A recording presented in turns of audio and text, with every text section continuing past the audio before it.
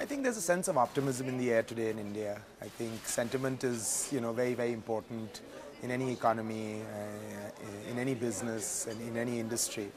So I think first of all, most importantly, what Prime Minister Modi has done for us is to significantly shift the sentiment around India. And I think that's the precursor to all the right things the government needs to do, all the right moves the government needs to do. There have been a number of legislative changes that have taken place. There's been a number of steps the government has taken, across the board to try to kickstart the investment cycle, to restart growth in the country. The falling price of oil is a significant benefit for the country. By some estimates, we'll save close to $80 billion a year. That gives the government massive fiscal latitude. It also completely changes our current account position. So I think that sense of optimism is probably well justified. I think the capital markets are typically a precursor and an indicator of where the economy is growing. This morning again, I think the Sensex was at a record high again, touched a new record high. So I think generally I'm very positive about how things are going, and this government's commitment to use development as a platform, to improve the quality of life of 750 million Indians who actually have a very poor quality of life. I think, when an economy is growing at 7-8%, every sector is good, right? But I think, certain sectors, consumer has been challenged in the last year or 2 years, as there's been a relative slowdown in the growth of income, as there's been a slowdown in hiring.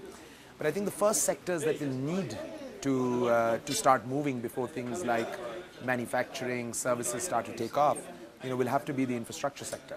And we cannot kickstart the investment cycle without the investment cycle in infrastructure taking off. So I believe infrastructure will be the first place where you will see movement. And after that you will start to see the declogging in various other areas, and we will start to see a movement broadly across industrials, broadly across consumer services. I think all of those areas will start to pick up. I think the Make in India initiative is probably one of the most crucial initiatives the government has taken. We must keep a few things in mind that, India is going to have 10 million people entering the workforce from here every year for the next 20 years.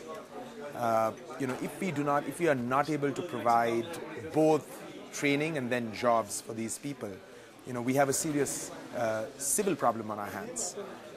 So I believe more important than any other initiative the government will take will be the initiative to try to bring significantly higher level of manufacturing into the country, significantly grow our manufacturing base, both to service the domestic economy, the domestic market, and to service exports.